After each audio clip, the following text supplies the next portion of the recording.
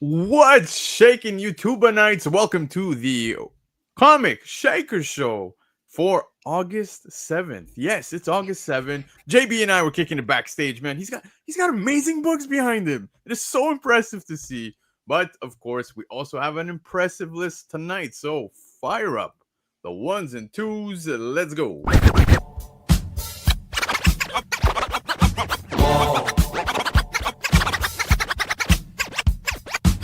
Atomically, Socrates' philosophies and hypotheses can't define how I be dropping these mockeries. Lyrically perform armed robbery, flee with the lottery. Possibly they spotted me. Battle scar, shogun, explosion when my pen hits tremendous. Ultraviolet, shine blind forensics. I inspect you through the future, see millennium. Killer bees sold 50 gold, 60 platinum. Shackling the matches with drastic rap tactics. Graphic displays melt the steel like blacksmith. Black Wu jackets, queen bees, ease the Gunson. Bumping with patrolmen, tear gas, lace the function. Heads by the score, take flight inside a war. Chicks hit the floor, die hard fans, demand more. Behold the bow soldier, control the glow slowly. Proceeds the blow, swinging swords like shinobi. Stomp grounds and found footprints in solid rock. Who got it locked, performing live on your hottest block. Blah, blah, blah, blah, blah, blah, blah, blah, blah, blah, blah, blah, blah, blah. Love it. Absolutely love it. JB, like I was saying, man, tonight it's me and you, and we were chatting backstage. You just picked up you were showing off some amazing books. You went out. Thank you. Yeah, man. What were you up to, dude?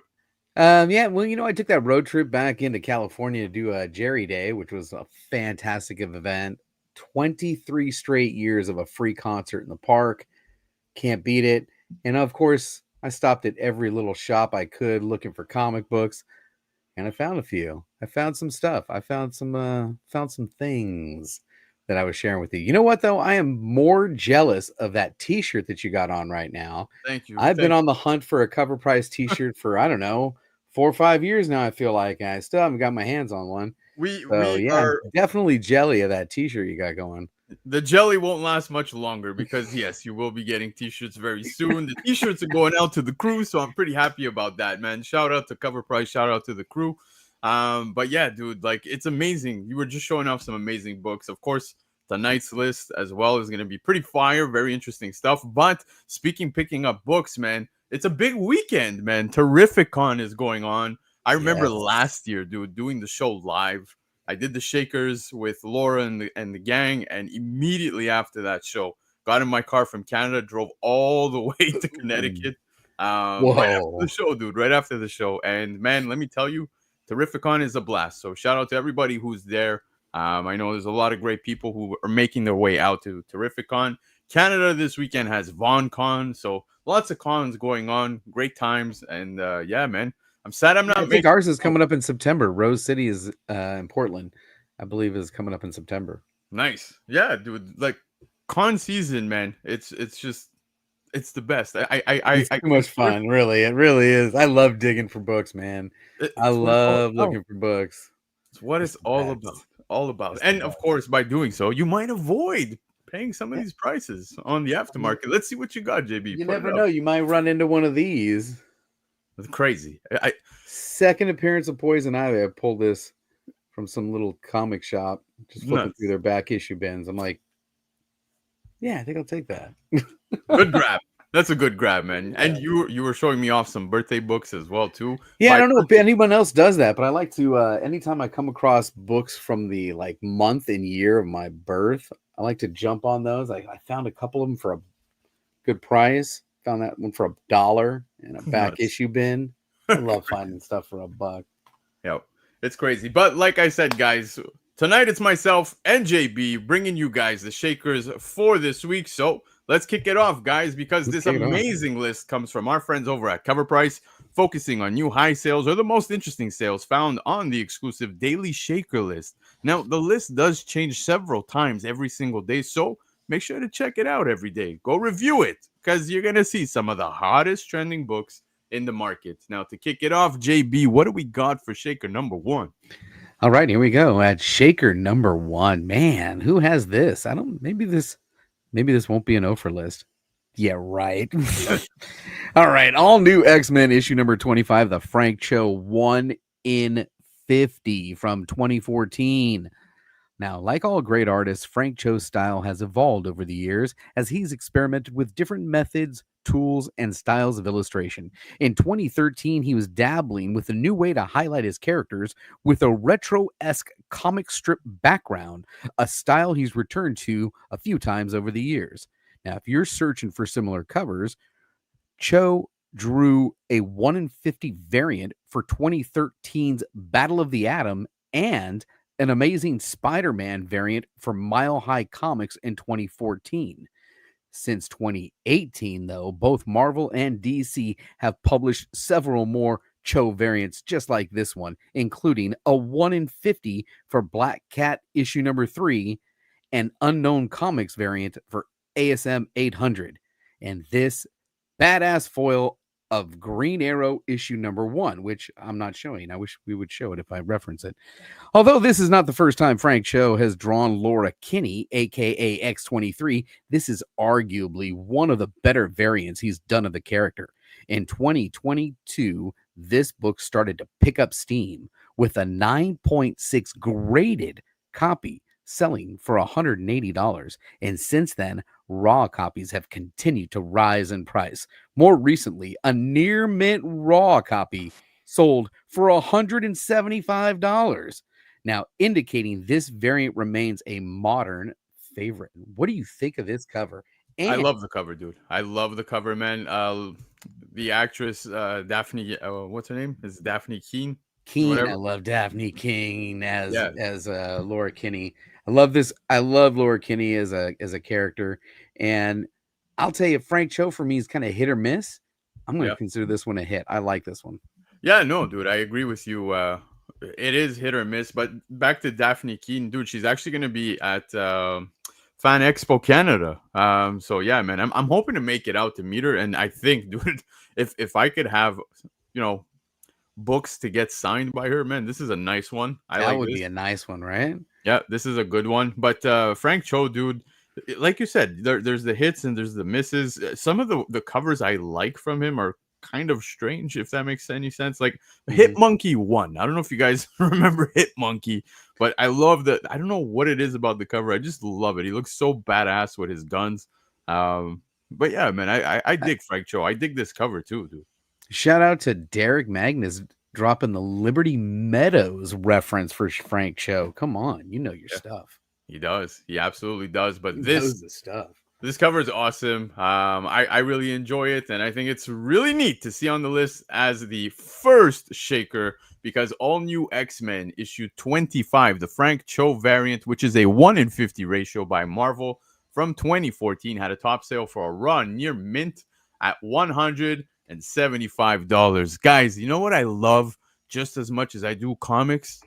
Music, baby. And of course, we're going to see the Prince of Darkness right here, because at shaker number 2, we've got Dark Knights Death Metal issue 7, the Marco Mastrazzo German edition, Ozzy Osbourne edition from DC in 2021. Now, part of the Dark Knights Death Metal Band Edition comic series, this issue honors the legacy of heavy metal legend Ozzy Osbourne, who unfortunately passed away just last month on July 22nd, and it was at the age of 76.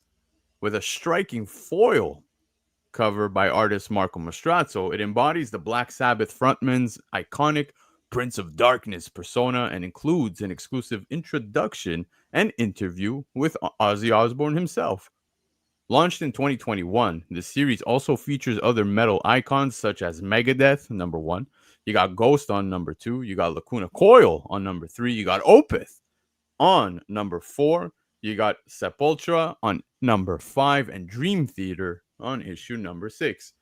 Each with distinctive variant covers and artist contributions. This featured comics value has skyrocketed, with a CGC 9A copy recently fetching a record $299, underscoring its cultural importance. Following Osbourne's final Black Sabbath reunion show just weeks before his passing, this collectible has become a poignant tribute for fans celebrating his profound influence on music and pop culture. And yeah, dude, look, I think the timing of how everything happened too is just absolutely nuts. So it's like he called his way out. You know what I mean? He did his Oh last. yeah, he definitely did it his way. I'll give you a chance to go ahead and highlight some of those comments. And anybody who's watching, you got to realize when it's a 2-person show, we're going to be a little lag on the comments being highlighted. But I've never seen this cover before, and now that I've seen it, this is cool, man. Yeah. So it's I kind of want to see all the covers, because if there was, you said Megadeth on 1 and Ghost on 2, I'd love to see what the whole series of this looks like. This is super, super cool. It's awesome, dude. Like, obviously, this one being the German edition, as you can see at the bottom left there with the Panini Comics. But if you go back to this run of Dark Knight's death metal, dude, like even the ratios were so badass, man. You had like Batman playing the guitar, you had like everybody on an instrument, and that issue number 7, actually, I think the 1 in 25 had Batman Who Laughs at the forefront singing. You got the whole band playing behind him. You've got like Superman, you got Batman, you got everybody, dude. It's so cool, and they're playing for like a entire pit in hell of like. I wonder why was this only done in German? Why wasn't this done here in the States? I'm not too sure, dude. I'm not too sure, but besides that, Mastrazzo is just an amazing artist as well, man. Like he gives me Delato vibes. And I love the stuff he does. It's unfortunate we see him mostly on exclusives. I would like to see him more, just regularly on covers and stuff like that. Whether it be Marvel. Is this the first time you've seen this Ozzy Osbourne one? No, I actually spoke about it on my show Sunday. I tried. Did you, man? You're always on top of shit like this, man. But I love Ozzy Osbourne. I saw this sale, and dude, I was so happy to see this. It's unfortunate, of course, things like this, dude. We get like people who pass away, and then things like this will jump up. It's inevitable. But I thought this cover is just so stunning, even prior, and I've always wanted to grab one, but the price, like, especially for myself, it sucks with the shipping and everything. It's always that $250 mark, you know what I mean, Canadian. So now to see it at $299 American, that's a very impressive.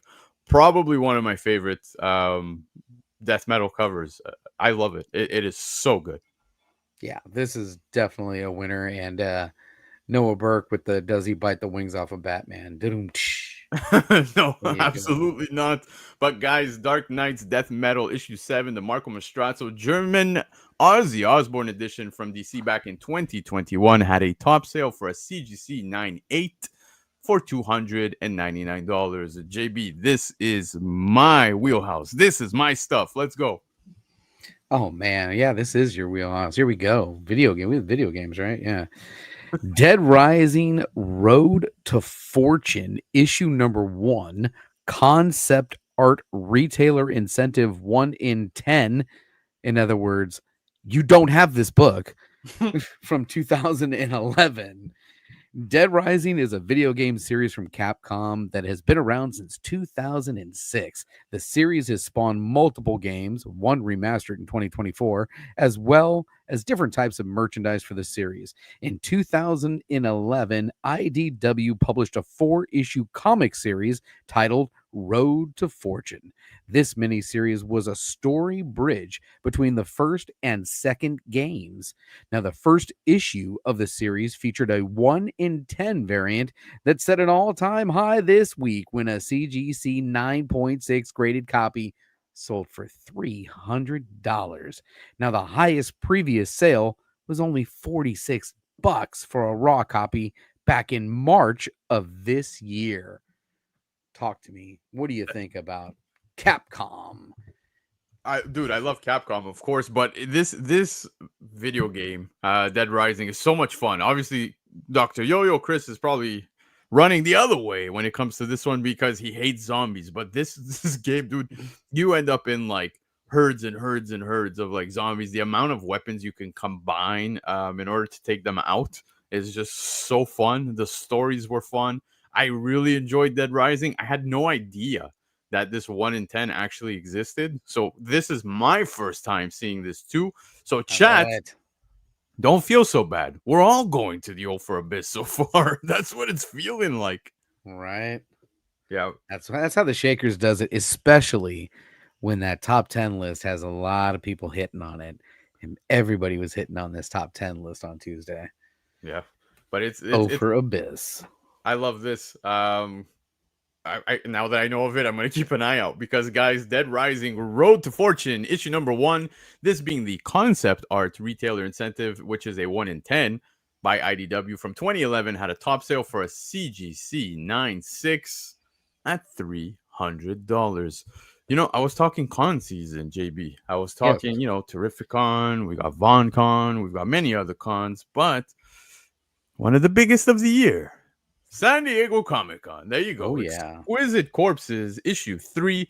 This being the Rose Besh 2025 San Diego Comic-Con Top Shelf Comic Mystery Pack. Joker, green and purple. That was limited to 300 by Image. Now, 10 years after her debut on BN Puppy Cat issue 9, artist Rose Besh has shown no signs of slowing down. This year alone, she's had covers like Absolute Batman issue number 4, Women of Marvel, She-Devils, and X-Men Hellfire Vigil number 1, published at DC and Marvel Comics. She's also been busy providing covers for indies like Image, Boom, and Dynamite. Since it launched in May of this year, Exquisite Corpses has attracted some diehard fans who have bought into James Tynion's newest tale of horror. The series has also featured a handful of variants by Besh, including several San Diego Comic-Con exclusives for Exquisite Corpses number 1 and number 2. With 3 more issues already up for pre-order, though, through October, fans can expect at least a few more covers. A copy of the latest exclusive, 300, recently sold for $400 for a raw near mint, which is monstrous coin in my opinion. That's big money. Yeah, it's And- a stunning cover. I will. Let me give Rose Besh. I can see this is going to be another artist in the next 5 years that is people are going to be looking for the early works of Rose Besh. Watch. The popularity is going up at a rate exponentially every time.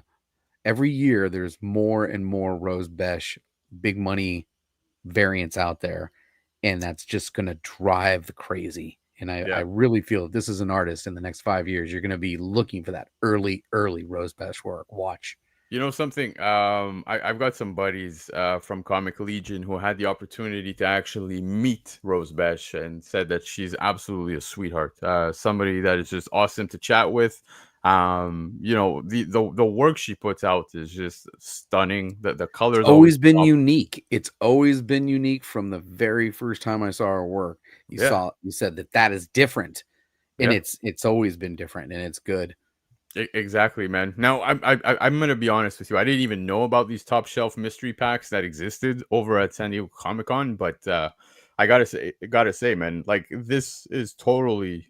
It had to have been a chase, simply because, like, look at the price people are willing to pay on the aftermarket. I think it's safe to say people were after this one, because guys, Exquisite Corpses issue 3, the Rose Besh Joker green and purple San Diego Comic-Con variant, which was by Top Shelf Mystery Pack. Apparently, that's what it was. Limited to 300 from Image. Top sale. Ron your mint. $400. Crazy. JB. Crazy. What do we got next, man? All right, at number 5, we've got G.I. Joe versus the Transformers issue number 2, the Mike Miller official Transformers Collectors Club Convention Edition canceled. I feel like there's going to be a very interesting story behind this. Now, the early 2000s saw a boom in crossover comics, including the 6-part G.I. Joe versus the Transformers miniseries by Image Comics and Devil's Due Publishing. Now, issue number 2's official Transformers Collectors Club Convention Edition with unique cover art by Mike Miller was set for BotCon, but halted by Hasbro due to a controversial core number 4 ad on the back.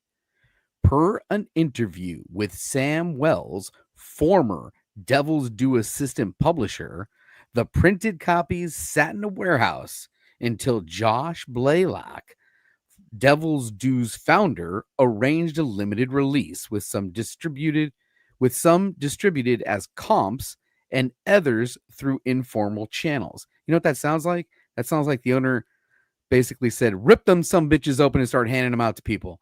Yep. Which is what happened. Now, this week, one of those super rare copies hit the trading floor and sold for an all-time high, a $315 raw. Damn! So I'm giving the damn because it's a VF. Let's put that. It is.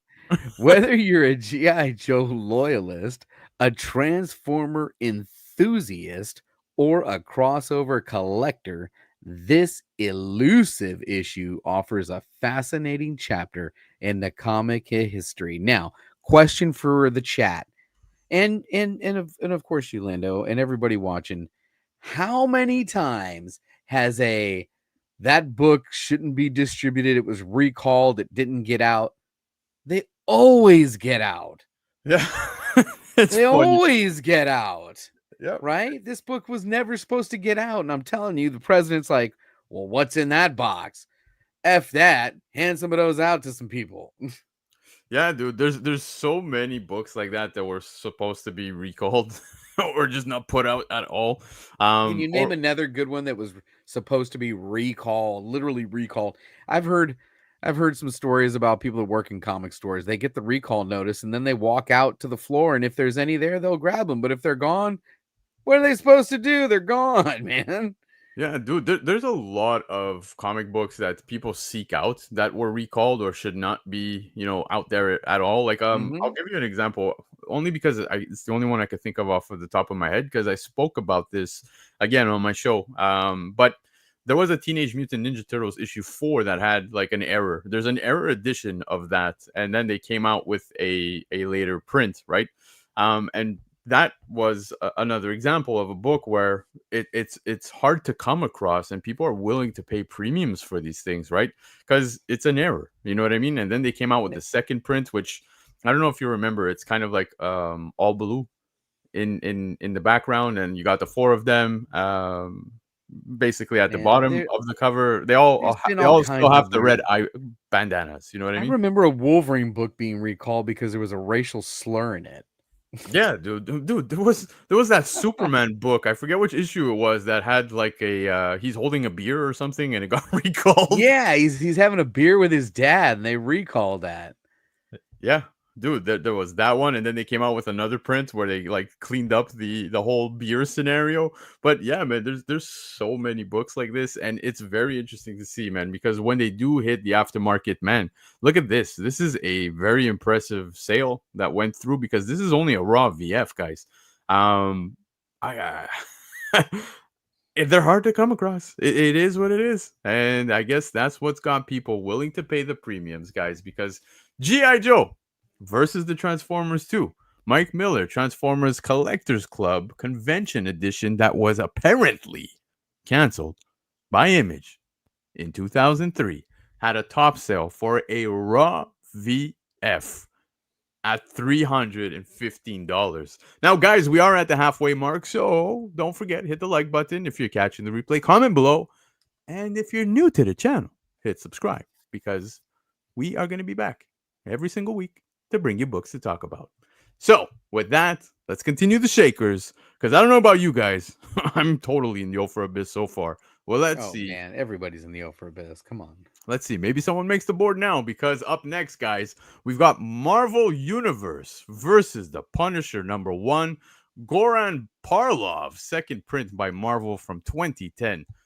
The Marvel Knights miniseries Marvel Universe versus the Punisher is back in the spotlight thanks to its gritty tone, low print second issue, and Goran Parlov's stunning wraparound cover. This second print is notoriously tough to find and even harder to find graded, with only 9 copies on the CGC census and 4 of those being in a 9.8 condition.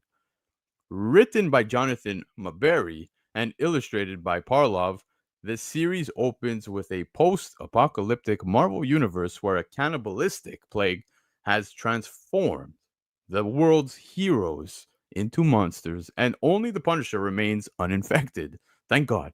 Thank God. 5 years after the fall, Frank Castle navigates a destroyed New York City, mowing down the infected with endless ammo and unmatched resolve. It's dark, brutal, and incredibly cinematic, perfect for fans of The Last of Us meets Marvel Zombies. This book's scarcity in high grade and striking horror vibe have turned it into a sleeper hit. Past 9.8 sales were already creeping upward, but this $299 high marks a serious leap. With raw near mint copies holding a 127 fair market value, it's clear collectors are beginning to hunt this one with purpose. With extreme scarcity, a killer cover, and Punisher as the last survivor vibes, this one has serious cult classic energy. It's a standout from the era and officially on the radar. And the Punisher hype right now, the love Punisher is getting right now, is up there. It's up there. You got, dude. I don't know if you saw the picture of John Bernthal in the costume on set, dude. He looks so good, so good. This cover is brutal, man. These are heads on spikes, And people. it's the heroes, dude. It's the The heroes. heroes' heads on spikes. Come Yeah. on. It's probably one of the most amazing covers for the Punisher that I've seen. This is sick, dude. Yeah, and it's a wraparound. I'd love to see what the other side looks like. Yeah, I kind of want to look into that as well, man. But still, this is a crazy cover, a very very impressive sale.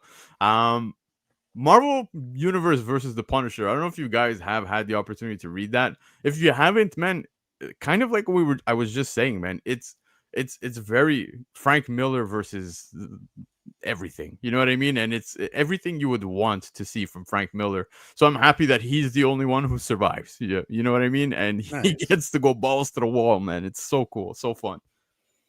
But yeah, There you go. I don't have too much to say about that one. no worries, because guys, Marvel Universe versus the Punisher #1, the Goran Parlov second printing by Marvel from 2010, had a top sale for a CGC 9.8 at $299. JB, what do we got next? All right. I just kind of finished reading this one early so I can not mess it up because there's a lot of dates. There's a lot going on in here, folks. So try to follow along. Next up, we've got the Nocturnals issue #1, but this is the one from 1995. Glow in the dark premium format. Okay, ready? Now, the Nocturnals is a comic book series created by writer, artist, and painter Dan Brereton, centered on Doc Horror and his daughter Eve as they navigate the supernatural underbelly of Pacific City, California. The series debuted in 1994 as a 6-issue limited run under the Malibu Comics Bravura Black Planet imprint. That's a mouthful. In 1997, it returned in Dark Horse Presents as the Nocturnals Witching Hour, before moving to Onai Press in 2000 with the Nocturnals Toll Bridge and later the Nocturnals Dark Forever 2001, which also introduced the spin-off The Gun Witch, Outskirts of Doom. All of these titles I have never heard of before, but we will keep going. In 2008, Image Comics published The Nocturnals Carnival of Beasts, followed by a 2014 art book, Nocturnals Legend from the Big Wow Art. By the way, take a shot every time I say the word Nocturnals. In 2017, after a successful 2015 Kickstarter, Big Wow Art also released the original graphic novel, The Nocturnals, The Sinister Path. Whew, all right. Now, in 2025, The Nocturnals returns to its second publisher, Dark Horse Comics, with a serialized release of The Sinister Path. That's kind of cool. Now, the first issue had 2 covers, the regular print and the glow-in-the-dark premiere cover, with the later being the harder to find cover and the one featured this week. Currently, the CGC population report only has 3 graded copies of this book, with only one of them in a 9.6 grade. Recently, this spooky magazine sold for $135. Wow. Woo! Big read. Congratulations on that one. Man. Yeah, dude. So I'm not too familiar with Nocturnals, man, but one thing that stood out to me, premium variant seems to be, I guess, some kind of a different variant. So I have no idea what that's about. But the scarcity, JB, you were just saying on the census, there's really not many of 3. those. Yeah, there's only 3. There's 3. Yeah, And you know what? Okay, now, but really, what does the artwork kind of remind you of? It reminds me of Mark Spears. Absolutely. I was gonna Right, just and say, that's the dude. hottest thing going right now. So it's kind of like a little. It's what is it? The rising tide lifts all boats. So Yeah. now everything that kind of resembles Mark Spears might start to get a little hot. Read the tea leaves, everyone. Yeah, but no, it's very interesting. I think when you factor the scarcity behind this, especially that like this is the only CGC 9.6 on the census, and then you've got some 9.8s. You've got 2 of them, right? That are 9.8. Yeah. Is that what it Well, is? it doesn't say what they are. It just says that there's 3 total and only one's a 9.6. Okay, so there's only one 9.6. Not too sure if there's 9.8s, but yeah, man, when you factor the scarcity, if it, Halloween's around the corner, dude. My wife is literally on the other side of this room watching Wednesday. You know what I mean? Like Yeah. before you guys know it, October is here. Yeah, it is. Yep, It but is. very cool sale to see. Again, I'm not too familiar with. I feel like we might see this book again. Yeah, I want to see before Halloween. We were gonna. I'm gonna just go out on a limb and say we might see Nocturnals on the list again. You know what? I'll take you up on that. I agree with you. So wouldn't surprise me. But guys, the Nocturnals #1 glow in the dark premium variant by Malibu from 1995 had a top sale for a CGC 9.6, being the only 9.6 at $135. JB, I don't know if you saw on Disney Plus, they've got like King of the Hill, the latest season, and that's back in full force, man. Everybody's telling me great things about it, so I definitely got to watch it. But when I think King of the Hill, I think Futurama. But we wouldn't have much of that without these guys. The Simpsons, man. Simpsons comics, mini comic #1. That's mini. Make sure you get that in there because everyone's got the comic. Nobody's got the mini. Yeah, we got the Simpsons comic now in a mini. But yeah, mini comic #1 by Bongo from 2003 with a top sale for a CGC 9.8 at a crazy price, guys. I don't know if you guys see it, but let's get into it. It's a bit insane, but this little fella is making some serious waves. Recently, a CGC 9.8 copy of this mini reprint of issue #1, which is also one of 5 on the census, hit the market and sold for a whopping $730. Huge. Damn. Big damn. That surpasses the last ATH of $500 in 2020 by a significant margin. Quite the price to pay for a reprint that measures in at 3.5 inches by 2 inches. Yeah. What? It's about the book, guys, not the size. Anyways, originally selling for $2.99, it came with a nifty little sleeve to put it in to act as a keychain. Now look at it. The Simpsons are still a big deal, and very recently, so are the Fantastic Four. It's impossible to say if the cover homage to issue #1 of Fantastic Four upped the aftermarket price for this book, but it likely didn't hurt. Still, that's a hefty price to pay for a niche comic reprint, especially when raw copies can be had for around $150. Which is insane too. $150 for 3.5 by 2 inches. Get out of here, man. Yeah, man. This is, dude, $730 is big coin, man, for this little thing. Now, again, this is a reprint. This is niche. Very, very much something that, like, I don't know how many people would be willing to fork this over, but somebody clearly was willing to do so. I love The Simpsons. It's funny, JB, you said it at the beginning, man. Like, make sure you say this is the mini comic because, yeah, a lot of people Yeah, have I've The got Simpsons number multiple one. copies of Simpsons 1, but not Yeah, a mini comic. Come on, man. exactly. Derek on point. Mini comic, giant scares. That's what's pretty much driving this. Absolutely bananas, dude. Absolutely nuts. JB, man, I don't know if you have anything else to add to that. No, not on that. Just no. I had a joke, but I'm gonna just gonna keep it in my pocket, man. Yeah, we'll do that. We'll do that. But anyways, guys, the Simpsons comic, which is a mini comic of issue number 1 from Bongo 2003, had a top sale for a CGC 9/8 at a very, very impressive sale, $730. You're getting all the game stuff, JB. Look what we got I next. am. Talk to Could me. have done over under on game stuff. All right, here we go, folks. Shaker number 9, Sonic and the Hedgehog, issue number 80. The Natalie Fourdraine. Is that how Yeah, you say your name? or Drain, yeah. Fourdraine retailer incentive 1 in 25. Before I even read this, man, I've come to find that IDW retailer incentives don't sleep. Nope. You can't. All right. This is not the first time that we have had Sonic on our weekly Shaker report. We most recently discussed another variant for issue number 19 back in April.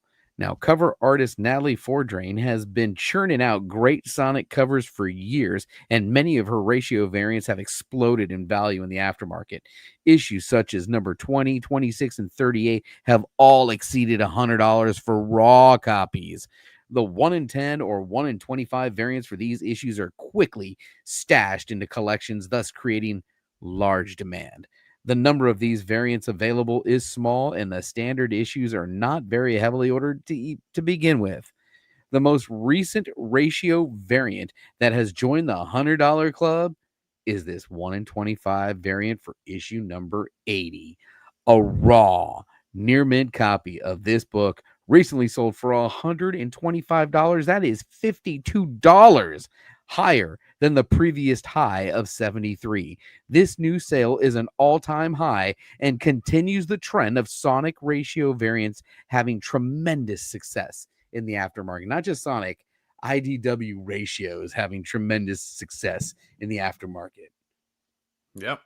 And dude, it comes to no surprise, man. The Fourdraine stuff when it comes to Sonic, dude, no matter which issue it is, it's immediately scooped up. People love it, and rightfully so. I love the way Fourdraine does the Sonic stuff.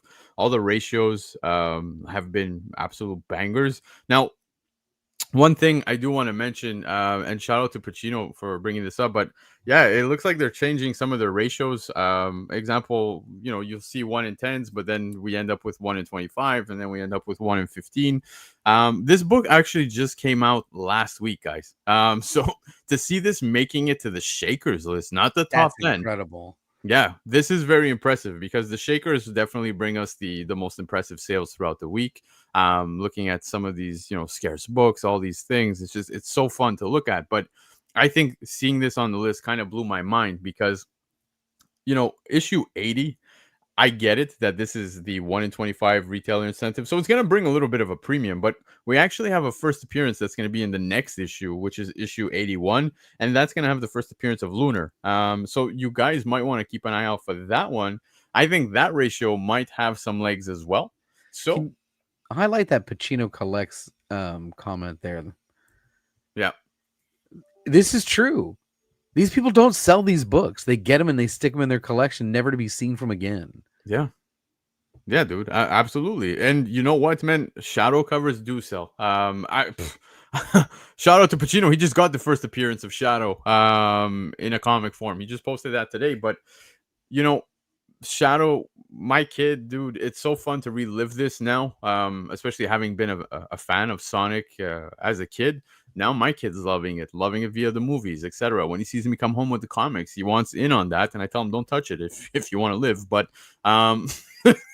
but yeah, man, it's just awesome to see these Fourdraine covers, these ratios Can't stress it enough, man. Any Sonic ratio, JB, you mentioned earlier how the IDW ratios in general tend to do well, but the Sonic ones, man, there's just the second you see one for sale, it's gone immediately. Yep. If you don't jump on it first, you're out. So yeah. But anyways, guys, Sonic the Hedgehog 80, and I could go on forever about Sonic talk. The Nathalie Fourdraine retailer incentive, which is a 1 in 25 by IDW from obviously last week, had a top sale for a raw near mint at $125. Guys, we are about to talk about the last book on the list tonight, but hang tight. I know most of us are going to the O for Abyss. It's okay. I'm driving because I'm on the O for list as well. I'm on the O for Abyss. Yeah, but we will look at the Daily Shakers all together and give ourselves a little redemption. So for the last book on the Shakers list tonight, we've got a foreign book. I love foreign books, man. Yeah. Star Wars, the Japanese edition by Kosei Ono from 1978.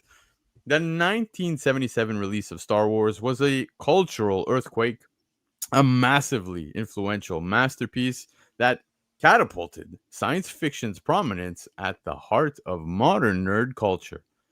Capitalizing on this phenomenon, the first issue of Marvel's comic book adaptation allowed fans to own a piece of the adventure, making it a highly coveted collector's item. For many, this comic was their first tangible connection to the franchise, making it not only a key issue, but also a nostalgic necessity. Not long after the release of the Marvel comic, Japan released one of their own in January of 1978. It was helmed by writer and comic critic Kosei Ono. If you don't recognize Ono's name, you might be surprised to know that he was a prolific figure in bringing American comics to the Japanese. He translated several books like Donald Duck, Bone, and even took part in bringing an adaptation of Spider-Man to Shonen Magazine, giving life to a manga version of our favorite wall crawler.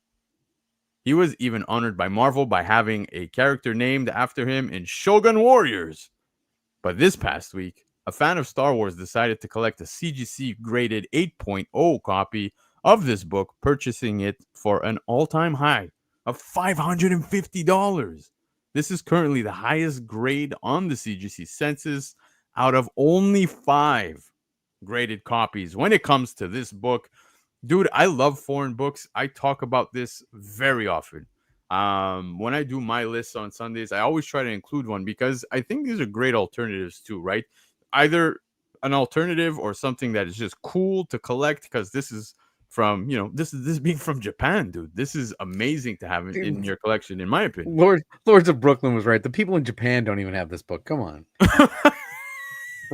I didn't even see that. Yeah, I'm catching up with the chat now, man. I'm seeing so many of us making our way. This is fantastic. I'm a huge Star Wars 1 fan. I made it my personal goal to try and collect all different versions of this Star Wars 1 cover, all the different reprints, and obviously you don't have the 35 cent or 30 cent, I can't remember which one you're looking for, but yeah, if I came across this in the wild, I'd drop a couple hundo on it. If I saw it in the wild, this is dope. I'd hang this up on the wall. I don't know what it is, man. I think it's there's something about it, like the color on the font, the tray popping, right? Yeah, that is cool. I really, really think this is awesome, dude. This looks great. Again, like I said, I love foreign books. I think it's a great alternative as well for some keys, man. If you look at some key books that are foreign, like Hulk 1, whatever, they're so cool to see. And prices depending the book, some much cheaper options than getting the American or the standard comic book. So really cool to see. I love seeing stuff like this. Star Wars, the Japanese edition by Kosei Ono from 1978, had a top sale for a CGC 8.0 at $550. And guys, like I said, that was the list. But hang tight. Yo, we are going to take you guys through what's shaking over on the Cover Price website. So with that being said, let's get it going. I'm gonna pop that up for you guys. All right, Seamless here we go. transition Here there, we by the go. way. Here we go. So, daily shakers right here. And we're gonna look at what's going down. I know we usually see the usual suspects. Yeah, there you go. They're always here. They're always So here. now the shaker is sorted when you first come into it by highest price, right? I think it's going to start to go down and value of the sales. JB, I never even knew that. You never know. I never even knew that. Had no idea, but yeah, man, it's cool to see. I mean, again, usual suspects. They're always here. This Malibu Sun, dude, in a CGC 9.8, $3,100. Now, what's on the other side of it? Of the Malibu Sun? Yeah, because isn't it two-sided? Malibu Sun is a two-sided comic book, so yeah, you got to pay attention, man. You could be flipping and miss this because you might be looking at the other side. I'm just saying. Dude. It's dude. I know 99 Newsstand. Manu has come across this book several times, and I think he's even flipped it a few times. So shout out to him. But look at this, man. You got Amazing Spider-Man 88 and a 9.8, man. We were talking about this a couple of weeks ago. Show you that book? What was I doing with that? No, it was 81. All right, sorry.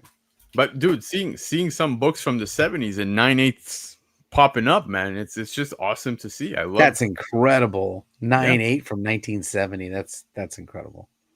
Yeah, no, I don't know, man. The Superman really get a thrill out of skiing, man. This is some of these world's finest covers with Superman are just ridiculous. Yep. But let's take a look at the cover, nice and big here. I want to see it. This screams Canada. They're in Canada. They're on vacation. They're in Canada. Yeah, this is the winter issue. That's cool, man. I like this. Robin.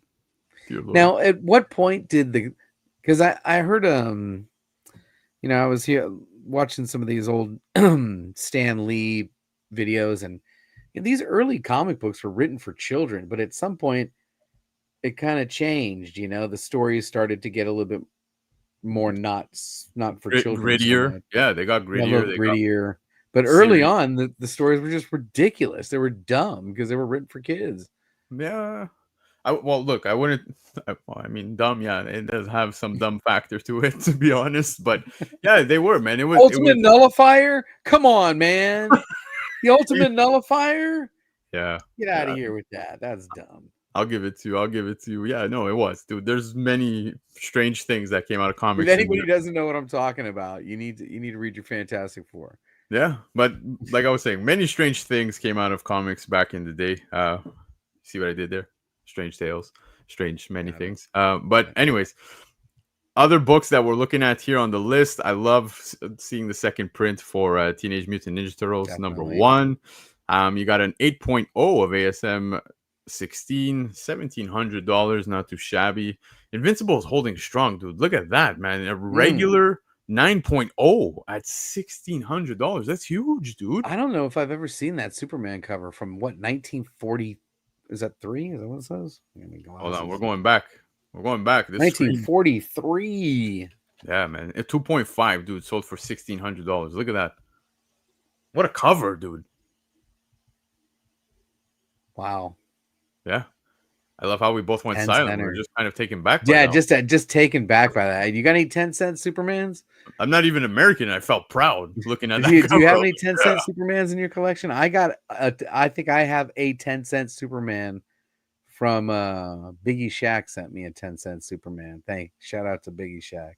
That's awesome, dude. No, man, I don't think I have any 10 centers, man, of soups. No. But if I gotta get one, I think this is one, dude. But that is dope. Even in a 2.5, you're looking at $1,600 for that. What a sick cover, dude. Stunning. Star Trek, of course, Trek Wars. If you're still here in the chat, I know you just got excited. I love Star Trek, man. My dad was a big Trekkie, and every time they went on a mission to the surface of a planet, and there were some dudes wearing red. Those dudes are done. I love it. Some Justice League, dude. Again, we're going back to obviously 1960 here with issue number 1, but here is the first appearance of Despero. And yeah, you get the first team solo title, $1,500 for a CGC 5.5. That doesn't seem too shabby, to be honest. No, that seems really fair. Justice, I mean, wouldn't that be equivalent to, I think, didn't we just compare Justice League 1 to Avengers 1 and we were shocked at how close they actually were? Yeah, we did that. And surprisingly, it was actually the Justice League that was slightly more Slightly expensive. ahead, yeah. Yep. This still blows my mind. This Greg Land 1 in 25 for Edge of Spider-Verse 2. This is holding in a 9.6 at $1,400, $1,450. Look Which at is that. low. That was used to be way more than that. Yeah, but still, it's.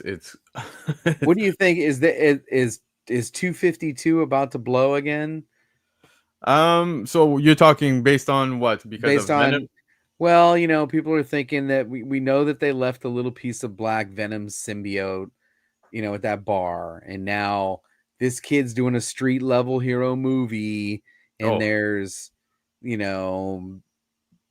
rumblings of Null and all that other baloney. I don't Maybe think no. I can see an end credit scene where he ends up getting this, getting it. I can see an end credit scene where that little piece ends up on Peter.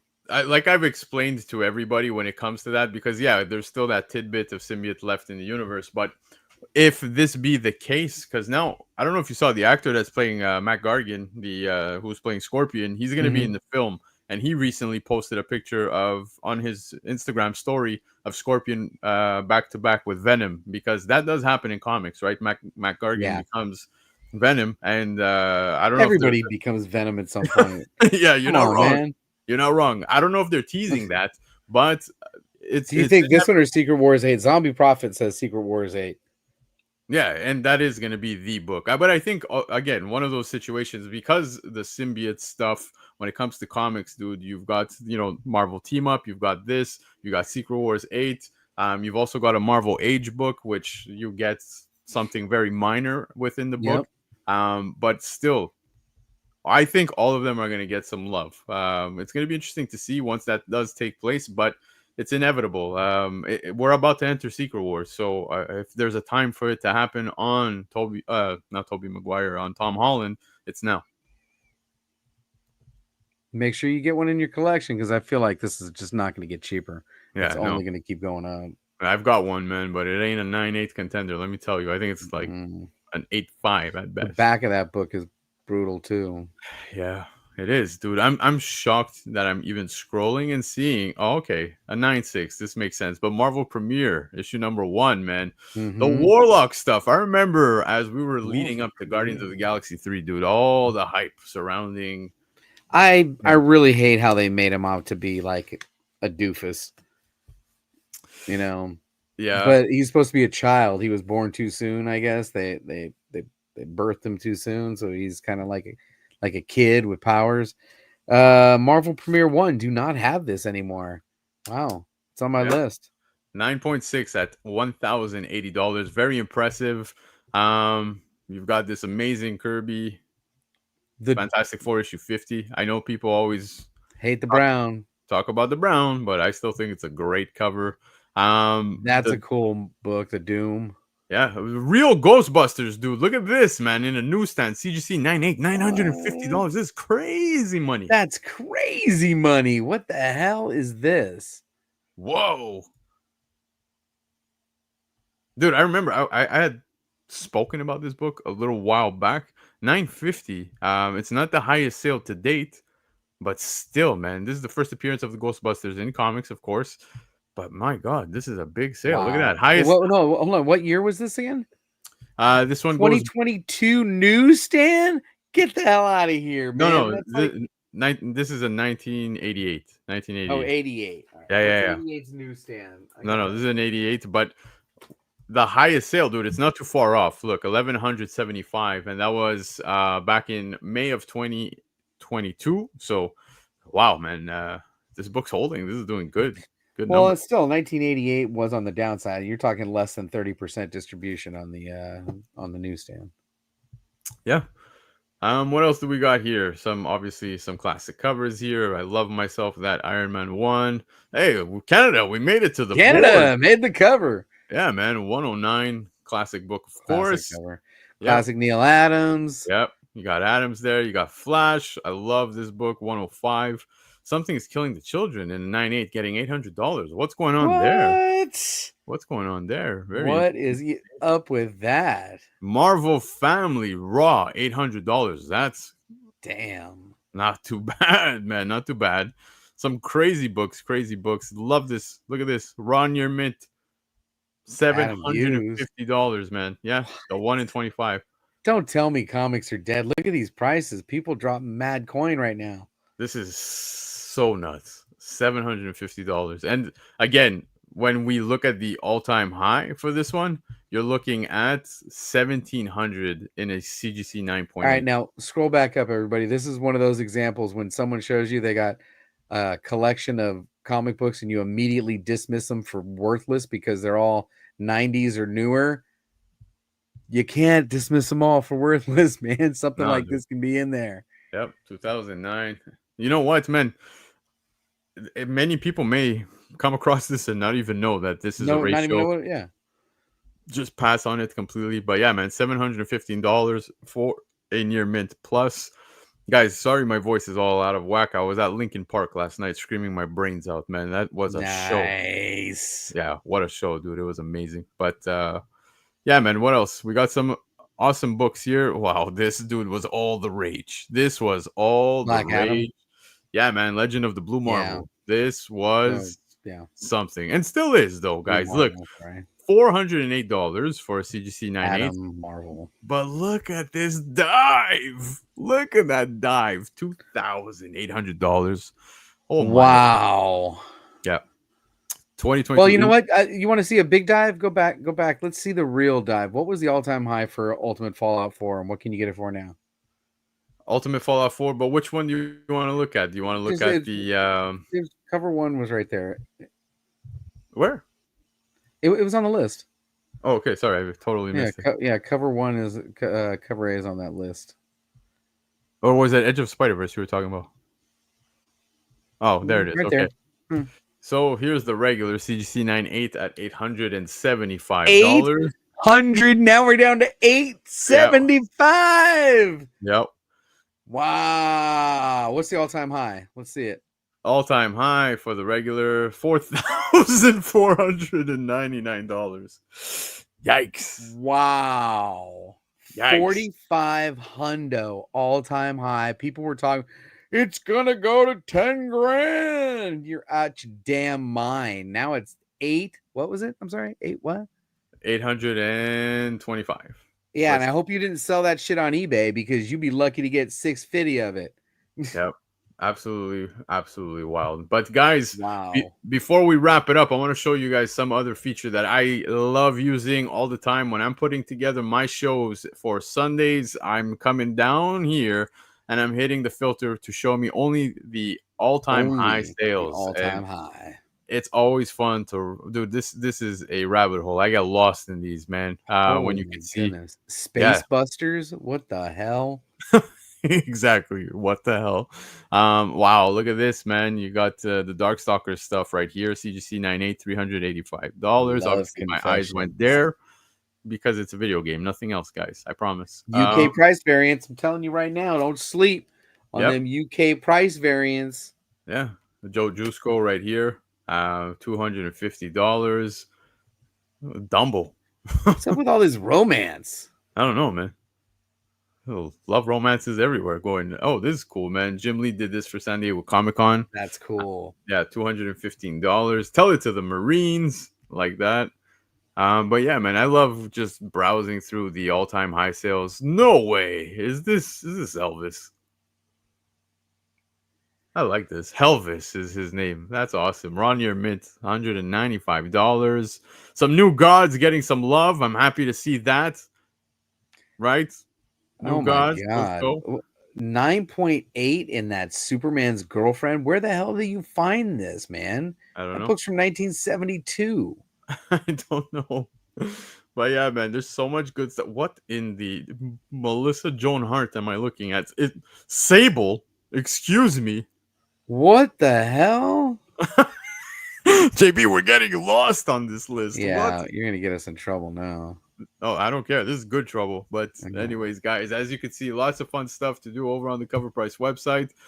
Manages to keep me there for quite some time, man. And I really, really dig that. Guys, thank you so much for tuning in. I appreciate the chat.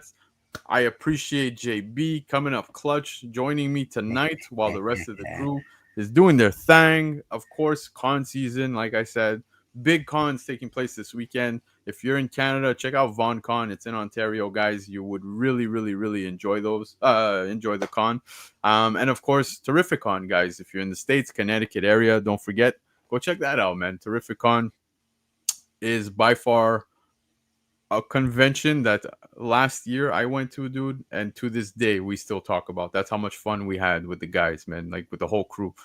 So yeah, man, shout out to everybody who's going out to the cons. JB, what do you want to say to these awesome people? Thanks for tuning in tonight. I'm gonna be around for another week, and then I'm heading to Idaho to squeeze in one last vacation with the kids. I think we're gonna go to Silverwood and get on a few roller coasters. Hell yeah. I've never been to this amusement park before, so if you have any advice for us heading that direction, love to hear it. Yeah, check out my eBay store. It's doing really well. I got vintage toys up there. We're gonna start putting some more comic books up there.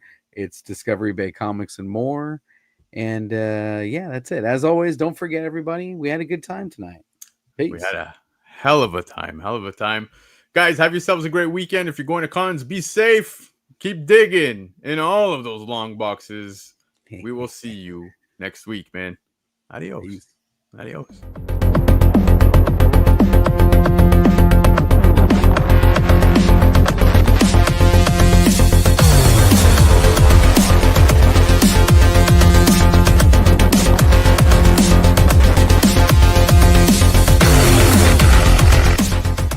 For the entire crew, this is Tebow saying keep digging in them long boxes. Peace out. For the entire crew, this is Tebow saying keep digging in them long boxes. Peace out.